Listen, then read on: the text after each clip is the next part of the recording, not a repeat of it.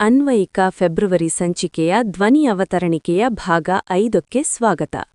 ಇಂದಿನ ಕಥೆ ರುದ್ರ ವರ್ಸಸ್ ಶಾಕಾಲ್ ದೃಷ್ಟಿಯ ಯುದ್ಧ. ಸೂರ್ಯನಗರದಲ್ಲಿ ಒಂದು ವಿಚಿತ್ರ ಘಟನೆ ನಡೆಯಿತು. ಶಾಲೆಯ ಮೈದಾನದಲ್ಲಿ ಮಕ್ಕಳು ಆಟವಾಡುತ್ತಿದ್ದರು. ಆಗ ಕೆಲವರು ದೂರದ ಗೋಲ್ ಪೋಸ್ಟ್ ಕಾಣುತ್ತಿಲ್ಲ ಎಂದು ಕೂಗಿದರು. ಇನ್ನೂ ಕೆಲವರು ಪುಸ್ತಕದ ಅಕ್ಷರಗಳು ಮಸುಕಾಗಿವೆ ಎಂದು ಅಳಲು ತೋಡಿದರು.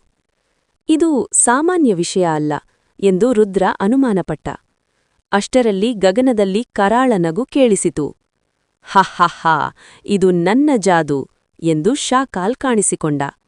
ನಾನು ಕೆಲವರ ಕಣ್ಣುಗಳಲ್ಲಿ ದೂರದ ವಸ್ತು ಕಾಣದಂತೆ ಮಾಡಿದ್ದೇನೆ, ಇನ್ನು ಕೆಲವರಿಗೆ ಹತ್ತಿರದ ವಸ್ತು ಕಾಣುವುದೇ ಇಲ್ಲ. ರುದ್ರ ತಕ್ಷಣ ತನ್ನ ತಾತ ಜೈಸಿಂಗ್ ಅವರ ಮನೆಗೆ ಓಡಿದ.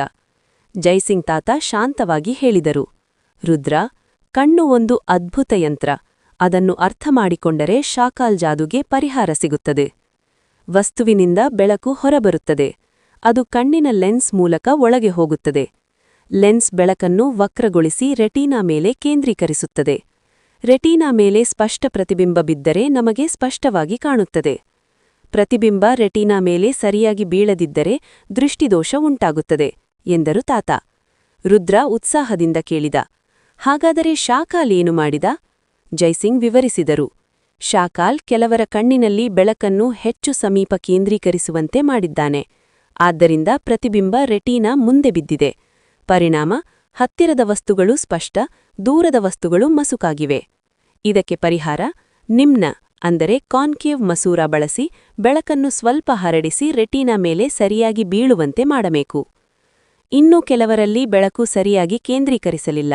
ಪ್ರತಿಬಿಂಬ ರೆಟೀನಾ ಹಿಂದೆ ಬಿದ್ದಿದೆ ಎಂದರು ತಾತ. ಪರಿಣಾಮ, ದೂರದ ವಸ್ತುಗಳು ಸ್ಪಷ್ಟ, ಹತ್ತಿರದವು ಮಸುಕಾಗಿವೆ. ಪೀನ ಮಸೂರ ಬಳಸಿ ಬೆಳಕನ್ನು ಹೆಚ್ಚು ಕೇಂದ್ರೀಕರಿಸಿ ರೆಟೀನಾ ಮೇಲೆ ಸರಿಯಾಗಿ ಬೀಳುವಂತೆ ಮಾಡಬೇಕು.